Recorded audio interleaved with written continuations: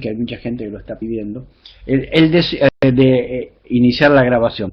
El deseo fascista es una formación del deseo, a mi entender, junto con lo que ya escribió Wilhelm Reich, que discutía con Freud diciéndole que las masas no son manipuladas, sino que tienen un deseo fascista, cuestión que fue recuperada por Félix Guattari, quien no fue ajeno a la invención del Partido del Trabajo en Brasil. Él estuvo allí, fue un intelectual que participó activamente de eso. Incluso Horacio González, un filósofo argentino, indica que en realidad el inventor del PT fue Félix Guattari. Bueno, Félix Guattari y Gilles Deleuze también coinciden en que una de las cosas que promueve el actual capitalismo es, como dice Margaret Thatcher, el objetivo, el alma de los ciudadanos. Y después, a partir de que ya tienen conquistada, colonizada e insertada las ideas del capitalismo neoliberal en la cabeza de los miembros de una ciudad, entonces ahí empiezan a extraer mucho mejor y con más facilidad la plusvalía. Pero de todas maneras el fascismo se caracteriza por ser una organización política organizada en torno a la figura de un líder. Digamos que, siguiendo lo que ha planteado Hannah Arendt, el fascismo es haber llevado hasta sus últimas consecuencias el sistema anterior. O sea, el fascismo no es una crisis de la democracia, el fascismo no es una crisis de los sistemas de representación. Por el contrario, indica Hannah Arendt, llevan hasta sus últimas consecuencias el despliegue de la democracia y de la representación. En ese sentido se organizan en torno a la figura de un líder que establece sus contactos o su reemplazo con esa extraña figura de que alguna vez tuvo una forma de existir, Dios, ¿no? El líder aparece como un nuevo Dios. O sea que el fascismo tiene una organización política digna del patriarcado y de la ley paterna. Ustedes deben conocer algo que es común: mater semper certa est. Es una expresión latina que podría traducirse, puede traducirse, lo hago yo de manera salvaje: la madre es siempre conocida. Es un principio del derecho. ¿Por qué es conocida? Porque la madre no tiene una articulación simbólica con el crío, sino tiene una relación corporal. Es muy importante para los psicoanalistas recuperar esto, porque las relaciones corporales, las relaciones afectivas, no pasan por el discurso, están sobre el discurso y por debajo del discurso. Generalmente el discurso, incluidos los llamados 4 discursos de Jacques Lacan, ustedes verán que no hay un discurso sobre la afectividad, mientras que Lacan tuvo que destinarle un año a otro afecto, que es la angustia.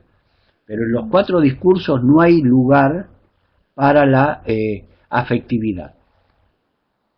Entonces, es un principio, la madre siempre conocida.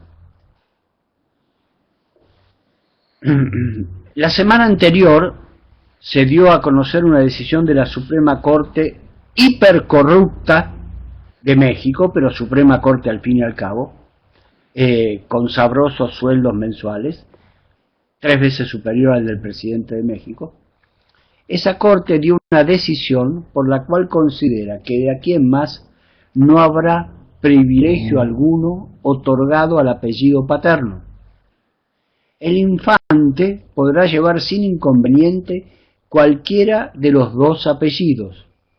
Es decir, que el infante va a estar sometido al régimen del ping-pong. ¿A quién quiero más? ¿A papá o a mamá? ¿Quién decide el apellido? ¿Mi mamá? ¿Mi papá? Puede ser cómico, es cómico, pero lo que me interesa es que ha sido tocado, afectado el régimen, una de las formas del nombre del padre, no solamente en su aspecto jurídico, sino me refiero a su aspecto subjetivo, que Lacan en alguna época en alguna época le puso demasiada fuerza para que su chicle pegara, ¿no? Digamos que si uno no aceptaba el nombre del padre, ya estaba jodido, de ahí en más ibas a ser un psicótico. Reconozcamos que si uno se toma el pequeño trabajo de leer el conjunto de los textos de Lacan, a partir casualmente de 1970, bajo los efectos del mayo del 68, Lacan comienza a alejarse de estas estúpidas ideas que él había propuesto sobre la importancia del nombre del padre y la importancia del registro simbólico. Entonces, esta decisión de la Suprema Corte de México toca este aspecto. Ahora el niño podrá llevar o el apellido materno o el apellido del padre. Los padres podrán decidir si uno u otro.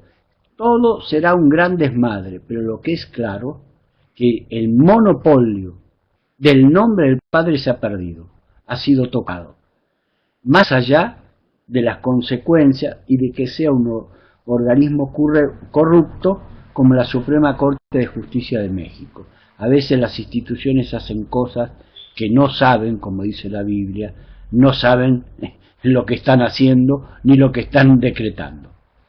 ¿Qué ocurre? Que en la actualidad, ya termino con esto, asistimos al hecho de que las comunidades indígenas, para hacer frente a la barbarie civilizada, en particular ante la devastación ecológica que produce la plusvalía, a las transnacionales no les interesa el alma, lo que le interesa es la plusvalía. Se podría decir que su única alma es extraer plusvalor, y si para eso tienen que devastar bosques, ríos, montañas, lo van a hacer, lo están haciendo. Incluso para eso también conforman bandas paramilitares, y a veces no solo sino militares, para combatir a quienes se enfrentan para defender estos territorios de esa devastación. Creo, y aquí después me corregirán, ¿no?, que muchas de esas comunidades no lo hacen por motivos de ideología de izquierda o de derecha, sino que convocan a defender a la madre tierra. Cuando yo escuché esto, cuando lo volví a escuchar, me di cuenta de una cosa. En las comunidades que están fuera de la selva en la que habito, yo habito la ciudad, la relación con la tierra es muy semejante a la relación maternal. La gente no hace discursos sobre la tierra, la toca, la vive, se ensucia, se limpia, come, la lleva en el cuerpo es la tierra es el cuerpo. Entonces, esto genera una cuestión que para un psicoanalista es interesante. Hay un desplazamiento de la tiranía del nombre del padre a un despliegue insólito corporal de la madre, lo cual diría, siguiendo lo que planteó Franco Bifo, que asistimos a un verdadero y gozoso desmadre.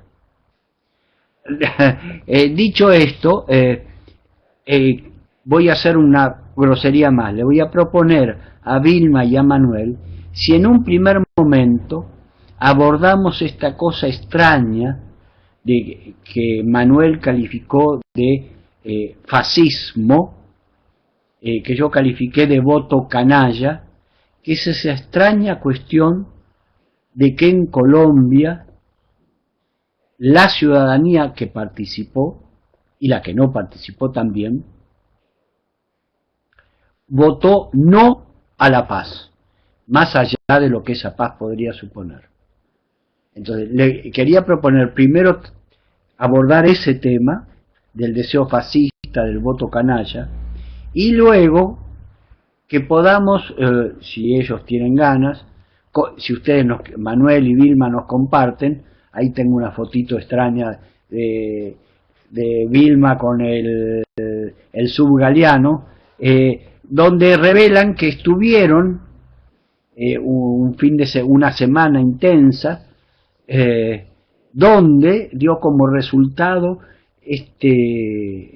patear el tablero que hizo el zapatismo, que es la propuesta de proponer la posibilidad de discutir en las comunidades, participando las comunidades, la posibilidad de llegar a tener una candidata indígena y, si es posible, que solo hablase la lengua de la tierra donde ella nació. O sea, le propongo, si les parece, dividir estas dos cosas, y bueno, y si se mezclan, ni modo. Entonces, le paso la palabra a Vilma, o a Manuel, ahí, quienes, cualquiera de los dos la ejercen. Bueno, buenas tardes a todas y a todos. ¿Sí se escucha bien? Sí. Bueno, como para entrar en diálogo en lo que nos has planteado y sobre todo lo que venimos como pensando en los últimos años, sintiendo y frente a los desafíos actuales, ¿no? Que están en su máxima expresión extractivista, fascista, nefasta en todo Avia Yala. Entonces, para empezar, yo quisiera como compartirles un poquito sobre nuestro pensamiento acerca de la Pachamama, de Uma Kiwe, de la madre tierra, de nuestra madre vida. Entonces, voy a compartir un poquito sobre esto, luego sobre como unos desafíos concretos frente a cómo, más allá del discurso, sentirla, defenderla y liberarla, y finalmente como una propuesta de flujos de la madre tierra vitales para la crisis que estamos viviendo hoy y lo que nos está desafiando el sistema de frente a la muerte, ¿no? Entonces, primero quisiera compartirles algo corto que escribimos hace poco sobre la Pachamama. La madre tierra, más reconocida en su acepción quechua como Pachamama, es el tejido armónico de todos los territorios y es la vida que da vida y sentido. Desde allí los pueblos indígenas nos hacemos colectivos en una relación vital y recíproca con todos los seres, elementos y criaturas, y por ello somos hijos e hijas de la Pachamama. Nuestra razón de ser y obligación es escucharla, entenderla, respetarla y obedecerla. A ella nos debemos porque de ella somos fruto, por ella tenemos la vida y el ser. La Pachamama es dadora de vida, es la que garantiza la plenitud de sus descendientes. Es esa sabiduría capaz de crear lo que se necesita para la existencia. La Pachamama nos enseña a sentir con ella. Dice un compañero NASA de Colombia, cuando tiene sed debemos soplarle chicha, cuando tiene hambre debemos ofrecerle alimento, cuando está triste debemos danzar, nos decía el mayor NASA Joaquín Biluche. Por ello, la satisfacemos con rituales y con ofrendas a los espíritus del agua, del viento, del fuego y de la tierra. La Pachamama es vida, es como el vientre de nuestra madre tierra. Ella nos abriga, nos alimenta, nos da trabajo. En ella encontramos la alegría. Por eso hay que cuidarla y hay que quererla, porque es la vida misma. Eso nos lo compartía la compañera Blanca Chancoso de Ecuador, líder quichua de Ecuador. Entonces decimos que todos los pueblos tenemos distintas formas de nombrarla. Para los mapuche es ñuque mapu. Para nosotros y nosotras, las NASA, es Umaquiwe. Para los nube bugle es meye dobo. Así sucesivamente la nombramos, pero el amor que nos arraiga a ella es el mismo.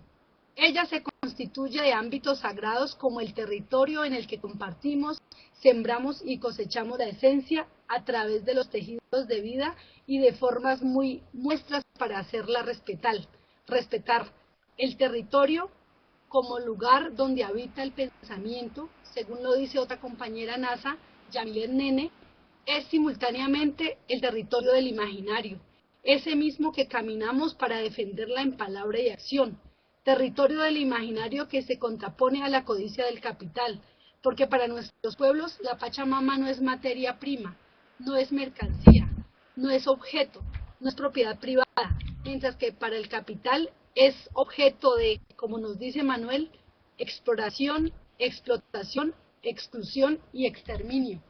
Entonces, desde ahí, desde esa palabra, que emana de esa relación permanente con la madre tierra, de esa relación de saber en qué época se debe sembrar y en qué época no, en esa relación que nos permite escuchar los sonidos de los pájaros, el cauce de un río y saber qué nos quieren decir los espíritus, esa misma relación que nos obliga a la madre tierra cuando tenemos nuestros sueños, nuestras señas corporales y que nos están advirtiendo de peligros, pero también nos están diciendo cómo seguir el camino en defensa de la vida frente a la muerte, como que desde esa relación de la madre tierra quisiera nombrar lo que nos desafía, ¿no?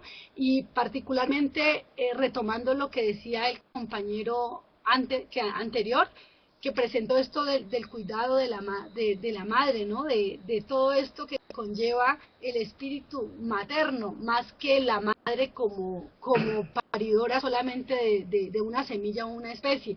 Entonces, para nosotras y nosotros, la madre es esa, más allá de la que nos da vida, es la que nos cría, la que nos alimenta, la que nos permite vivir y convivir con otros seres que no son humanos, pero que son parte de nuestro entorno y los consideramos parte de nuestra vida. De ahí también una comunicación que, aunque actualmente lo que nos ha impuesto la modernidad es esa virtualidad, donde se carece de afectos, se carece de abrazos, se carece de relaciones cara a cara para sentirse y convocarse a otras cosas que desafíen lo que nos impone el sistema. Pienso que a pesar de todo eso que está allí presente, que nos desafía, que nos parte, que nos fragmenta, que nos divide, hay algo que aún no han podido matar, hay algo que aún no han podido mercantilizar y está justamente en lo que decías, esa relación permanente con la tierra que está no solamente en las montañas, porque el hecho de vivir en la montaña, de cultivar el maíz, el frijol, de sembrar, de vivir, de arar esa tierra, de construir ahí donde vivir, ya significa algo muy importante y es lo que nos hace con ella desde las montañas. Pero siento que también intentando romper esas dicotomías como desafíos, es que la gente que vive en las ciudades, la gente que no habita las montañas, les llega por lo menos algo de eso que se gesta y que nace desde la montaña y desde el vientre de la madre tierra. El agua que bebemos, ¿de dónde sale? O sea, cuando ustedes en las ciudades y nosotros que estamos aquí en las ciudades abrimos la llave, nos quedamos en la apariencia que la llave abre una fuente de agua que viene de solamente estar encarcelada en un acueducto que administra una ciudad, pero esa agua ¿de dónde sale?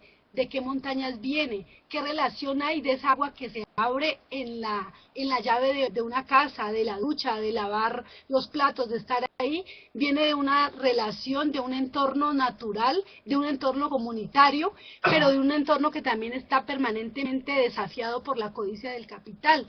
Entonces, partiendo de esa acepción de lo que nos hace con la madre tierra, del relacionamiento que hay ahí con ella, más allá de las montañas, y que también hay algo de eso en las ciudades, como ya se decía acá, cómo se trata por lo menos de desbordar lo que impone el capital, viendo de otra forma esos bienes comunes, aprovechándolos y disfrutándolos de formas distintas.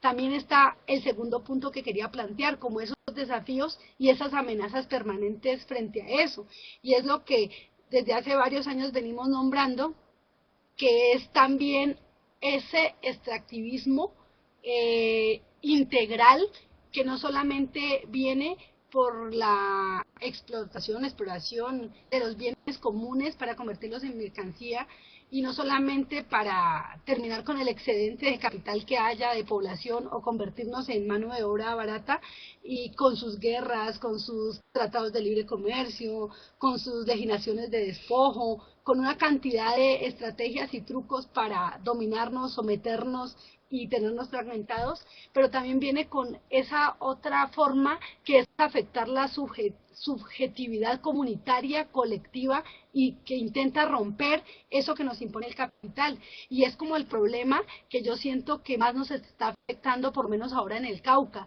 que a pesar de que hay toda esa guerra y todo esto, también hay un aparato de cooptación, de contención y desconfiguración de lo que para nosotros, a pesar de la muerte y el despojo, seguimos nombrando como lucha, como resistencia, como autonomía y como potencia de emancipación. Entonces es como en los últimos 10 años, lo que vemos más como desde la experiencia del Cauca, siendo el norte del Cauca, la lucha NASA en los años 60, 70 y en los últimos 20 años como la más referenciada después del zapatismo, como una lucha congruente, concreta. Inclusive el Cauca ha sido nombrado como el corazón de la resistencia indígena, precisamente por las recuperaciones de tierra en los 70, la construcción de autonomía en los 80, pero viene de los 90 para acá y justamente en estos últimos 10 años como con derechos permitidos, como dice Magdalena Gómez, le están sacando el agua a la autonomía y a la resistencia, y como actualmente lo que surge de encontrarnos de esas marchas en las que salimos a gritar que pare ya el modelo de muerte, que queremos acabar con este proyecto de muerte y que surja la vida y que surja una agenda de unidad popular, y que estamos en contra de los tratados de libre comercio, estamos en contra de ese sistema de muerte, estamos en contra de todas las políticas estructurales que son las que provocan la guerra. Y que queremos una agenda de unidad popular donde tengamos palabra todas y todos, no importa si somos campesinos, indígenas, afros, urbanos, citadinos, lo que sea, como ese despliegue de una lucha en el 2010, en el 2000, donde cerca de 100.000 gentes de todo Colombia atienden a un llamado indígena que surge desde el norte del Cauca y que convoca a todos los sectores en una movilización de casi 2 meses, donde hablamos de estos 5 puntos, y que finalmente, después del 2009, todo eso se va dispersando, todo eso se va desdibujando, porque según lo que hablábamos con Manuel, faltó precisamente esto que decía el compañero Bifo, es que aunque todas y todos gritábamos al mismo tono, aunque todas y todos rechazábamos el modelo al mismo tiempo, las políticas de muerte, las políticas de despojo, no queríamos mendigar, sino exigir, y queríamos una agenda de unidad popular, finalmente no tejimos lazos de afecto permanentes y desde abajo. No nos abrazamos en una lucha permanente de mediano y largo alcance. Entonces pudo más esa estrategia de cooptación y de contención, que terminó represando no solo una agenda de unidad popular transformadora, sino transformaciones comunitarias cotidianas que se venían dando al mismo tiempo. Entonces, como que esos desafíos eran los que quería nombrar como segundo punto. Está el terror y la guerra, las legislaciones de despojo, la propaganda ideológica por muchísimos medios, pero también la cooptación y la contención, que termina represando hasta las más radicales propuestas de autonomía, de resistencia y de emancipación, que fue lo que finalmente creo que nos pasó. Y el último punto, como para continuar tratando de dialogar, como perdonen mi desahogo, por eso llevo muchos años fuera de Colombia y por eso estamos aquí en México, aunque vamos a volver ya a Colombia, es que lo que nosotros venimos viendo, por lo menos con Manuel, que es mi compañero de todo, y estamos dialogando permanentemente y discutiendo, pero también en los últimos años como con un grupo muy pequeño, minoritario, dentro de todo el movimiento indígena, y particularmente desde el Cauca, que son las y los liberadores de la madre tierra, que retoman esa palabra de liberar la madre tierra que surge en el 2004, ¿no? En toda esta agenda, a mi modo de ver, en esta década del 2010, que para nosotros en el Cauca fue primaveral por todas digamos, ola de movilizaciones e intentos de tejernos con otros pueblos y procesos en el ámbito nacional e internacional, pero también internamente las transformaciones comunitarias y cotidianas que se hacían permanentemente. También surge esto de liberar la madre tierra. Entonces, desde el Cauca en el 2004 se dice, vamos a liberar la madre tierra, que significa un poquito más que solamente arrebatársela al patrón o al hacendado o al dueño del monocultivo, sino que es sí recuperársela, pero no para hacer lo mismo que hace el capital, porque la madre tierra, así como los cuerpos de nosotras y nosotros, está amenazada, está violentada, está amordazada, está explotada permanentemente, y en la medida que la vayamos liberando a ella, nos vamos liberando nosotros. Entonces, como que en el 2004 se lanza esa iniciativa, se empiezan algunas acciones concretas, pero terminan siendo debilitadas por toda esta estrategia de cooptación, donde terminamos en mesas de negociación con el gobierno y lo que pasa es que dilatan la lucha, nos prometen y nos firman muchos acuerdos, pero nunca los cumplen. Y ahora, en el 2014, algunas y algunos compañeros retoman esa palabra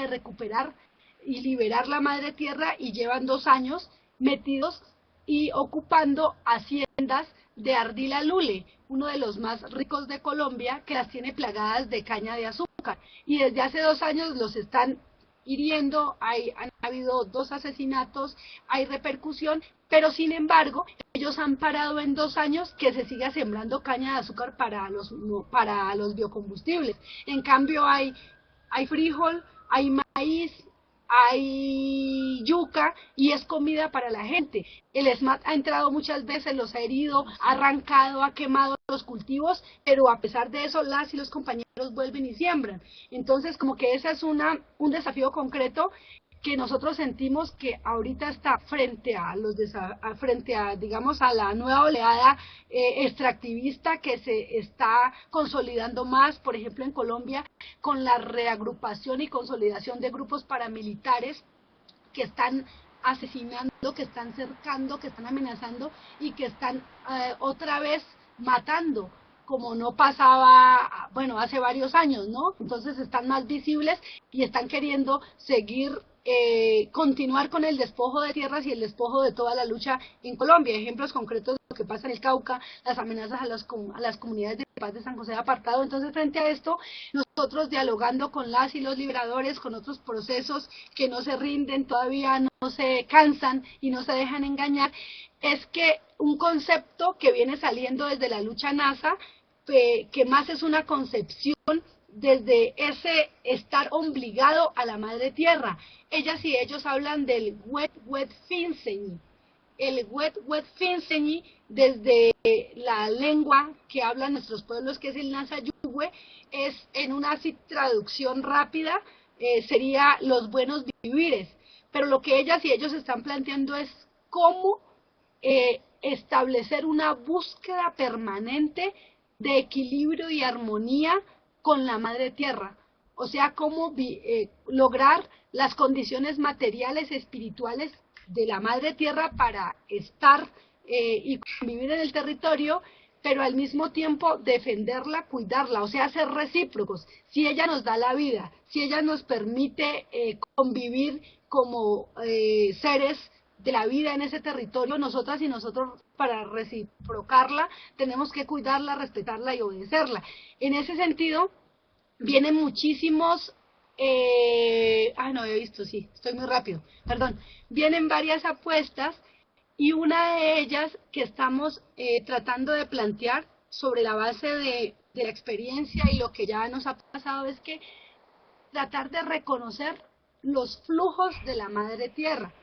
Y esos flujos de la madre tierra son diversos, son imposibles de capturar, son imposibles de destruir, pero están ahí. Entonces, empezar por cómo reconocer cuáles son los flujos que tiene la madre tierra. Y esa madre tierra va a tener diversos y múltiples flujos en los territorios que estén, porque ya dijimos que para nosotros la madre tierra es ese vientre donde está el tejido de muchos territorios, y por lo menos para la lucha desde el Cauca, y también en diálogo un poco con el zapatismo, es que uno de esos flujos para nosotras y nosotros es cómo ejercer en la medida de lo posible el mandar obedeciendo, ¿no? Y ese mandar obedeciendo es de decidir y actuar colectivamente para beneficio común y para beneficio de nosotros como pueblo,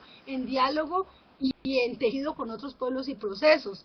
Y eso requiere, obviamente, muchísimo tiempo de profundizar lo que queremos, de entender el sistema, cómo nos está invadiendo, no solamente con cosas concretas visibles, sino que también nosotras y nosotros somos parte de la hídra, como decíamos en el seminario del zapatismo. Cada uno de nosotros y nosotros, no es que porque seamos pueblos indígenas y tengamos una comunidad y tratemos de ejercer el mandar obedeciendo, ya somos perfectos y somos esenciales, sino que también hay colonialismos internos, sobre todo autoritarismos, que se van fraguando, que se van consolidando, y en últimas a veces parece que nos despojan también de ese carácter de mandar obedeciendo, de esa asamblea como fruto de discusión y como fruto de confrontación, donde vemos nuestras contradicciones, donde nos decimos lo que no nos gusta y finalmente llegamos a consensos, o por lo menos si no logramos mediar una contradicción, por lo menos la reconocemos y la ponemos frente al espejo. Pero a veces pasa, siento ahora que nos está sucediendo, es que a veces las asambleas se pueden convertir solamente en un instrumento para el beneficio de unas pocas personas, que a nombre de mandar obedeciendo terminan favoreciendo sus intereses particulares, personales y económicos, y eso nos está rompiendo. Entonces, ¿cómo a un ámbito tan importante de contradicción, de tensión, de debate y de consenso y de propuesta desde lo colectivo puede terminar fragmentado y puede terminar roto? Entonces ahí como está también la posibilidad y la necesidad y la exigencia de los pueblos y los procesos para reconocer eso, para verlo, para plantearlo, para ponerlo a la luz y abordarlo. Ese es un desafío, ¿no? Como flujo, ¿no? Como un flujo de la madre tierra, ese mandar obedeciendo, hasta dónde es tan práctico, tan concreto, y cómo podemos hacerlo así, que sea un flujo permanente desde lo que pensamos como indígenas NASA arraigados en un territorio que es el Cauca, pero tejido a los desafíos concretos y a lo que queremos seguir siendo con otros pueblos y procesos que estén más allá del Cauca. Vilma, quiero hacerte una pregunta. Tú síguele, no hay problema. Si tienes que hablar mucho, hablarás mucho, está bien. Pero quiero hacerte una pregunta, porque me impactó mucho este nuevo testimonio. Perdón la grosería, pero me doy la grosería en el sentido que me doy cuenta que tú no te haces la tonta con algo. Este sistema que enfrentamos tiene de todo menos tontería y se nos mete en la cabeza, incluso en la cabeza de la hidra, como acabas de decir, en la cabeza en el sentido de que este régimen capitalista, el primero en la historia de la humanidad, que se ha globalizado, es el único sistema imperante en todo el mundo, aunque de formas particulares lugar por lugar, también se mete en estos movimientos. O sea, ahí tú estás poniendo el acento en un tema que a los psicoanalistas nos convoca, que es el tema de la subjetividad. Cómo instalan en nuestra vida cotidiana, dándonos cuenta o no, de estas leyes que tú estás descubriendo. Cuando tú de pronto dices, se utiliza el mandar obedeciendo para introducir discusiones de grupos sectarias, etcétera, etcétera, que son lo que este sistema nos propone. O sea, soy más concreto. ¿Cómo ves tú esta influencia de este sistema? Y después te paso una broma. Por aquí escribí, el psicoanálisis fue inventado por Freud a partir de los flujos, nasales. Tú vienes de la nación NASA, ¿no? Adelante, Vilma, disculpa la interrupción. Ese es el trabajo que yo acabo de terminar acá. Hice mi tesis es sobre todo como trabajando uno de esos de ese despliegue de la lucha en el Cauca, ¿no? Del 2000. Entonces estoy hablando entre la emancipación y la cooptación. Y justamente uno de los aspectos que señalo ahí es sobre todo el autoritarismo, o sea, cómo decisiones colectivas para defender la vida permanentemente y cotidianamente desde el territorio se supeditan a decisiones prácticas y concretas que nos permite el sistema. Entonces, un ejemplo concreto, en los últimos 5 años en el territorio del norte del Cauca, corazón de la resistencia, históricamente, donde la lucha ha sido siempre aguerrida de hombres, mujeres, niños, la Guardia Indígena, seguramente habrán escuchado de muchas movilizaciones, cómo se defiende el territorio, cómo se quiere el territorio, cómo se cuida. O sea, yo podría decir que la Guardia Indígena, que somos todas y todos, somos las madres de nuestro territorio. Pero en los últimos 5 años, sobre todo en algunos resguardos indígenas, reservas indígenas como Corinto, Jambaló y Toribío, justamente que habían sido los más importantes y reconocidos por esa lucha histórica desde los pueblos indígenas en articulación con otros procesos, en los últimos 5 o más años se han venido infestando de cultivos ilícitos que no existían tanto como en los últimos 5 años. Entonces ya la coca ya no es una siembra que le conviene porque pues ya está regularizada y está aprobada para medicamentos, ya no tiene tanta salida. Lo que ahorita se está sembrando es la marihuana hidropónica. Entonces son invernaderos como los que se usan para la fresa en las tierras frías, pero estos serían calientes para la marihuana hidropónica. Entonces esa marihuana hidropónica en el año se pueden tener hasta 4 cosechas y de eso se está invadiendo todo el territorio. Entonces, no, a veces viniendo del aeropuerto desde Cali al Cauca, Santander de Quilichao, casi siempre se veía todo oscuro, pero si miras hacia el Cauca, hacia Corinto, estás como si estuvieras mirando a Siloé, llegando en la noche a Cali, una montaña iluminada como un pesebre, y entonces uno se sorprende, estoy llegando a Cali, no, estoy yendo para el Cauca, y Corinto, eso que se ve como un pesebre, está lleno de invernaderos de marihuana. Entonces lo que vemos es que, lo que pasó es que, como la minga que yo mencionaba, fue como uno de los parteaguas y una grieta que se logró instalar con una agenda transformadora, tratando de convocar y tejerse con los pueblos y procesos. Eso al sistema no le servía, pero no solamente al sistema ni al gobierno, sino que a la izquierda ortodoxa tampoco le servía, porque no nos podía manipular.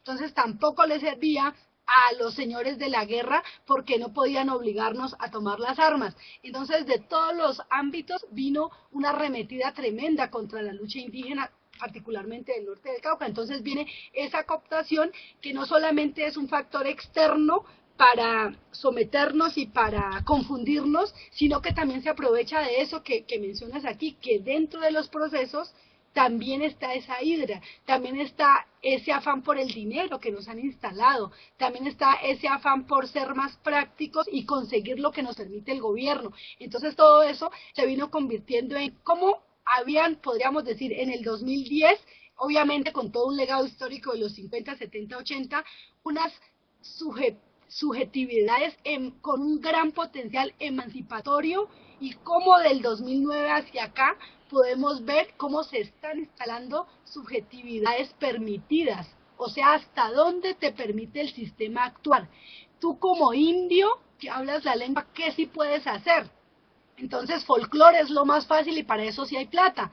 Un ejemplo concreto, estuvimos intentando trabajar una política de comunicación desde los pueblos indígenas, dando la pelea con el gobierno, con los agentes técnicos que nos dicen este lenguaje no sirve, es un lenguaje técnico, es así. Bueno, dimos una pelea, pero finalmente nos salimos porque entendimos que esa forma que nos permitían de hacer la política de comunicación era la que le conveniera a Microsoft. Querían era inundarnos los territorios de tecnología y de aparatos sin siquiera saber para qué los íbamos a utilizar, y querían darnos era dinero para dividirnos. Entonces no cabía esa propuesta ahí, pero finalmente sí dan muchísima plata, pero ¿para qué? Para institucionalizar la Semana Indígena en Colombia.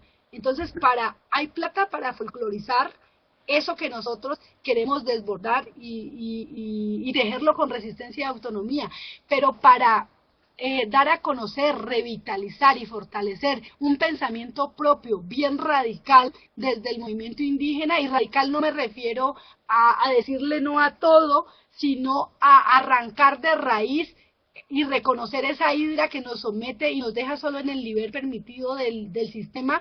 Era un desafío permanente. Entonces siento que los problemas que tenemos como pueblos indígenas no son solamente una consecuencia del capitalismo que obviamente lleva décadas rompiendo, fragmentando y creando una subjetividad que le sirve a él, sino que también dentro de nosotros hay una hidra, hay una forma de autoritarismo y hay una subjetividad que se viene creando donde pensamos que también el dinero puede estar por encima de la madre tierra, donde pensamos que si manejamos un discurso bonito de mandar obedeciendo, pero en realidad logramos meter la propuesta que queremos, pues vamos a ganar. Y lo que decía de estos cultivos y asesinatos, por ejemplo, feminicidios que se han aumentado en los últimos 5 años, por ejemplo, en la institucionalidad actual que hay indígena, esos no son los temas críticos y de fondo que se abordan. O sea, yo siento que, después de escuchar a la gente, siento que los tres grupos,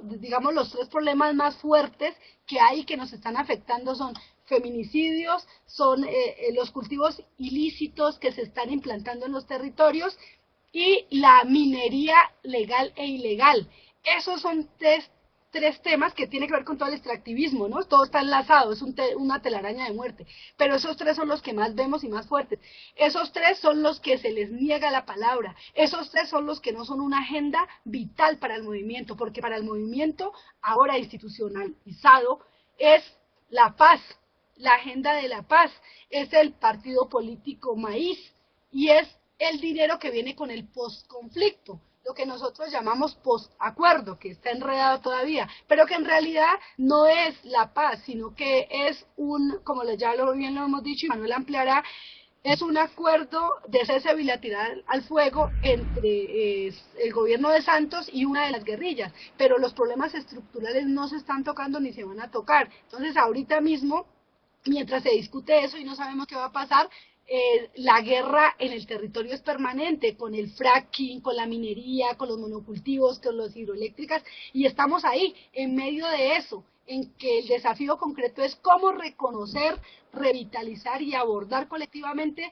los flujos de la madre tierra que nos permitirán por lo menos resistir y coexistir en el territorio, más allá de lo que nos permite el sistema y el mal gobierno como nos lo están planteando ahora.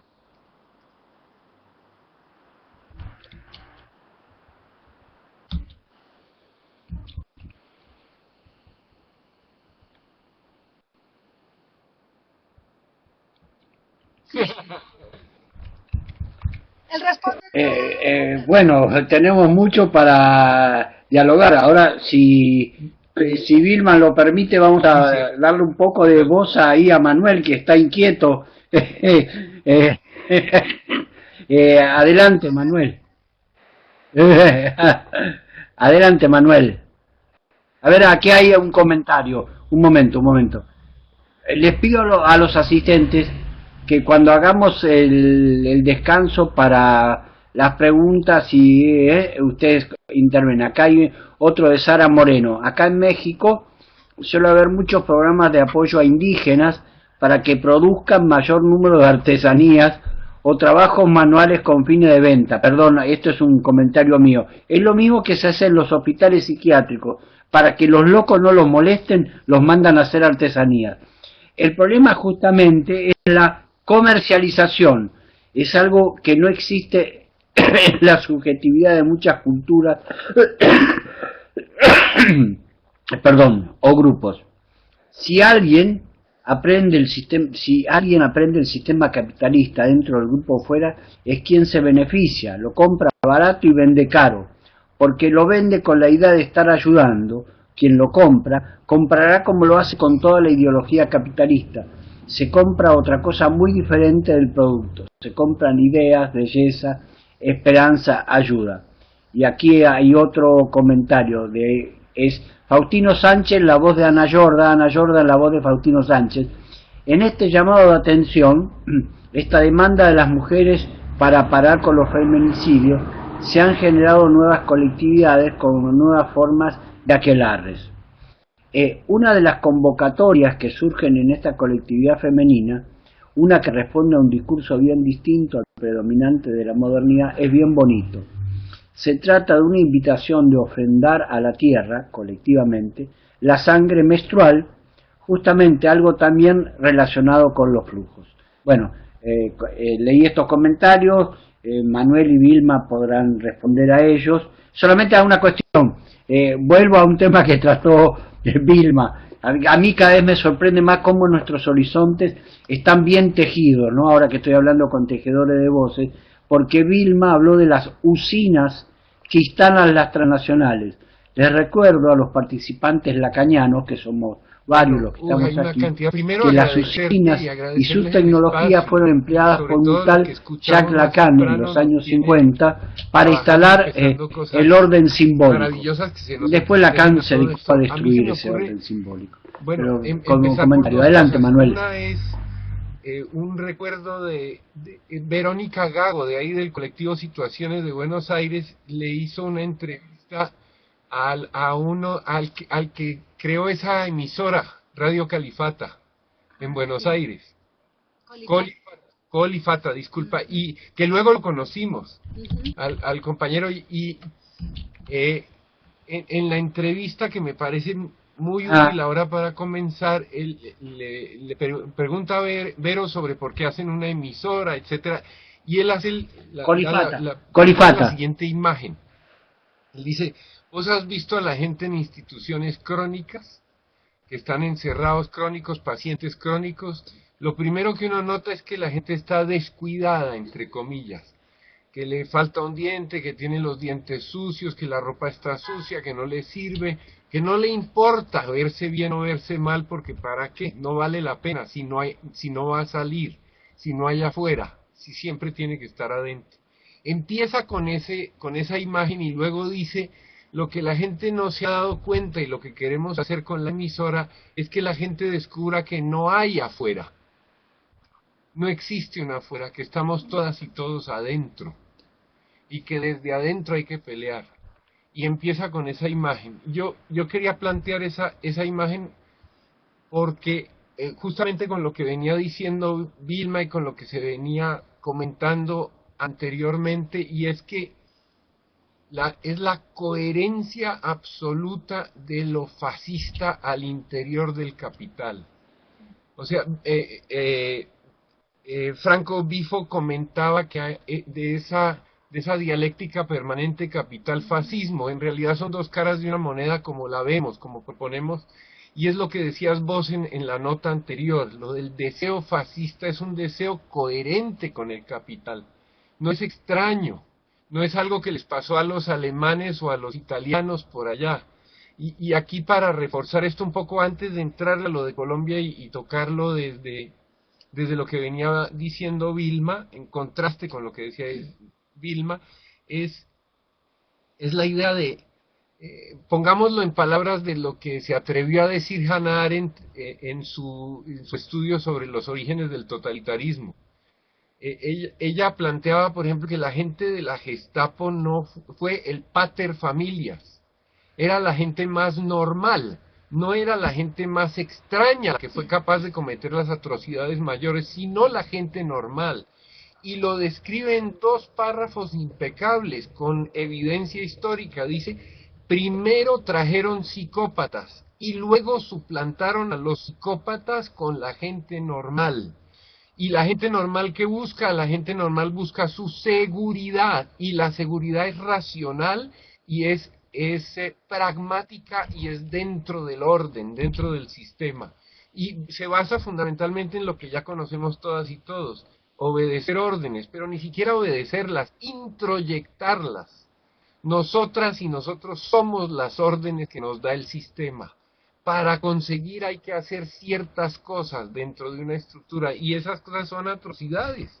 Tenemos que eliminar al otro. Yo solamente quería cuidar a mi familia y garantizarle lo mejor a mi hija, a mi hijo, a mi mujer o a mi marido, etcétera. Entonces es esa lógica tenebrosa del pater familias. Pero hay algo más interesante en cómo lo dice Hannah Arendt, no Marx. Hannah Arendt dice: ese es el carácter burgués. Yo leí esa frase hace mucho tiempo y decía: ya no entiendo, o sea, ¿qué les pasó por allá lejos para volverse así? Y ahora no leo la frase lejos desde hace mucho tiempo, la leo aquí, muy cerca. Me amenaza a mí, nos amenaza a todas y a todos. El carácter burgués es es el que nos permite o nos impone cotidianamente buscar los nichos mafiosos, cercanos, en los que garanticemos un mínimo de bienestar en las condiciones que están en el aire, en el ambiente, en la cotidianidad. Hay una regla del juego fascista y hay un deseo fascista que le corresponde a esa regla del juego. Es decir, lo que decía Franco antes, el otro y la otra son competencias, son enemigos. Entonces a mí me permite, no, me reclama establecer que hay un otro que es inferior y yo tengo que eliminar al otro y nada me permite eliminar al otro o a la otra mejor que asumir o legitimar su inferioridad. Y entonces garantiza la eliminación. Voy a llegar a lo del voto en Colombia, a lo del plebiscito, porque la gente o no votó o votó por la continuación de la guerra, porque no se firmara un acuerdo. Para llegar a esto tengo que decir algo. La negociación que se dio en Colombia, complementando lo que dice Vilma, no fue una negociación de paz. Obviamente que el establecimiento, el régimen, el capital, el gobierno de Colombia y las partes involucradas en la negociación lo plantearon así. Paz, para legitimarlo como mucho más de lo que es. No, fue una negociación del fin de una guerra en particular dentro del modelo. Este es el punto fundamental. En Noruega, donde se presentó, se anunció el comienzo de las negociaciones, el delegado del gobierno de Colombia, con la anuencia de las FARC, dijo, el modelo no se negocia. ¿Qué es el modelo? Yo vuelvo aquí a Hannah Arendt porque me ha ayudado a mí a entenderlo. Yo estaba sentado en un bus en el Cauca, en Colombia, en una zona rural, y acababan de cometer una atrocidad los paramilitares en coordinación con el ejército de Colombia. Habían matado a 2 personas hacía muy poco, y yo estaba leyendo en el bus en un libro de Hannah Arendt. Y Hannah dice en su texto, dice que la tentación totalitaria está siempre presente, permanentemente y en todos los ámbitos. Y la tentación totalitaria es inherente a ese carácter burgués. Lo voy a poner una frase medio en broma, pero que es muy en serio. Cuando la codicia es ley, perdona un segundo, cuando la codicia es ley, robar es sagrado. Y nada define mejor este sistema y esta trayectoria que hemos tenido como eso. La codicia se ha legitimado, la codicia es el valor fundamental, es la creencia esencial. Ese es el modelo, es un modelo de codicia. Cuando se habla del horror mayor de la humanidad como los campos de exterminio, los campos de concentración de los nazis en Europa, se nos olvida la historia de este continente. Arbeit macht frei, el trabajo se hace libres, solo aparece como frase en los campos de exterminio alemanes, pero ya se había hecho realidad aquí. O sea, América, lo que llaman América, en realidad fue la transformación de un gigantesco territorio con pueblos y modos de vivir sin idealizarlos. La transformación desconociéndolos intencionalmente, su eliminación en el propósito de transformar pueblos y territorios en riqueza para legitimar la exploración, la explotación, la exclusión y el exterminio, que son en esencia la historia de lo que nos llega hasta hoy. Ese recorrido de las 4X, que inevitablemente terminó en el exterminio, es la expansión del capital, sustentándose y apoyándose en la modernidad. Tiene que fluctuar entre periodos en los que no necesita ser totalitario, sino totalizante, y periodos en los que tiene que ser totalitario para someter y eliminar los excedentes que le sobran. Yo enmarco lo que está pasando en Colombia allí. Nunca hasta hoy ha tenido el capital una crisis tan profunda como la que tiene. Es una crisis en la que tiene un excedente ¿de qué ha creado excedente el capital? El capital ha creado excedentes de población, o sea, de trabajo, porque no nos ve como población, somos trabajo, ni siquiera cuerpos, como decían antes, somos trabajo. Y hay excedentes de trabajo, hay excedentes de capital, del mismo capital, y hay déficit de lo que ellos llaman recursos, han creado déficit de recursos, que en realidad es un déficit de naturaleza, de vida. Entonces, tienen que resolver su problema de excedentes, eliminando excedentes, y tienen que capturar privadamente lo que es deficitario, es la vida. El general Pace, comandante del Comando Sur, antes de retirarse como comandante de las fuerzas todas de los Estados Unidos y dirigir la guerra de Afganistán y luego la de Irak, levantaba una mano en el Congreso dando un informe sobre cuáles son los intereses de seguridad nacional para los Estados Unidos en el continente americano. Y la respuesta fue agua, oxígeno, petróleo y fuentes de energía, biodiversidad y minería. O sea, explicó con absoluta claridad, y ese era el origen de las políticas de libre comercio y demás, la misma codicia, el mismo proceso de expansión creciente para la acumulación insaciable y la lógica fascista subyacente dentro de esto. Lo que hace en esencia el capital con la conquista de este continente es permitir, por primera vez en la historia, desde una secta pequeñísima que se convierte en un sistema global y que controla el planeta entero y lo penetra como una hidra, nos penetra en todas partes, es legitimar esas separaciones que hacen que unos sean superiores y otros inferiores, que unos seamos hombres y otras mujeres, que unos sean indios. Los indios no existían. Indio es una categoría creada por la conquista. Y como dice muy lindo Silvia Rivera Cusicanqui, resumiendo lo que estoy tratando de decir acá, es: la emancipación de los indígenas culmina con el fin de la necesidad del indio. El indígena, asume esa categoría para la lucha, pero una vez logra su emancipación, nadie más interesado en eliminar la categoría indio que los propios indígenas, para hacer pueblos de nuevo. La categoría mujer fue creada por el capital, es una categoría particular, como bien lo demostró Silvia Federici en su trabajo Calibán y la Bruja, para poder explotar desde el patriarcado todo lo femenino como secundario y poderse apropiar de la reproducción y producción de la vida, y transformarlas en la reproducción del trabajo. Es decir, es la historia de la creación de categorías que separan, y esta es la fundamental, el trabajo mental del trabajo físico, para que haya unos que piensen y decidan y otros inferiores que solo hacen trabajo.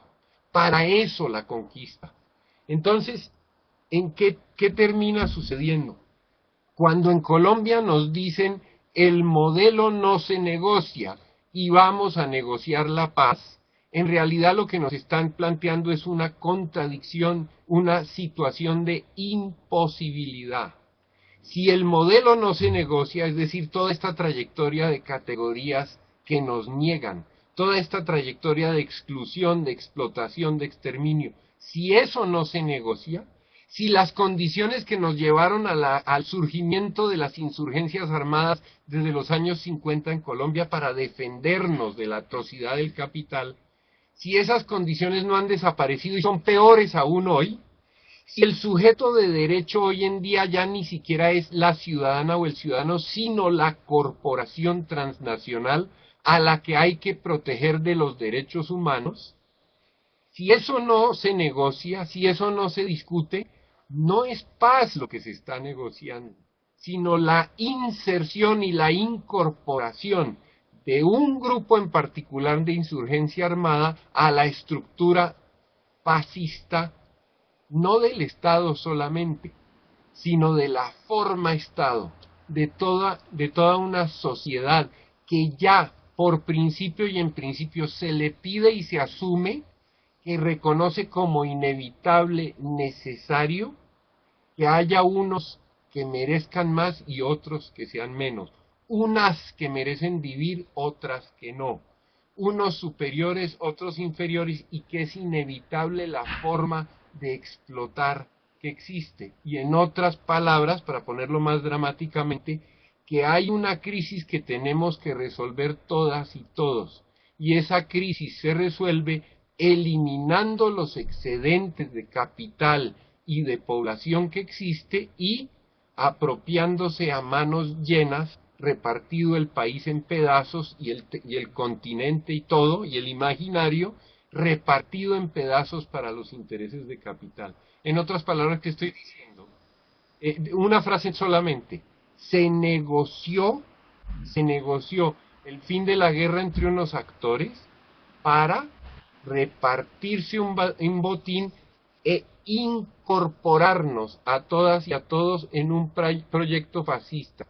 Todas y todos sentimos que tenemos que ayudarle al capital a resolver su crisis en sus términos. Es decir, algunos sobramos, otros tienen derecho a decidir por nosotros, y eso se refleja en el voto del plebiscito. Manuel,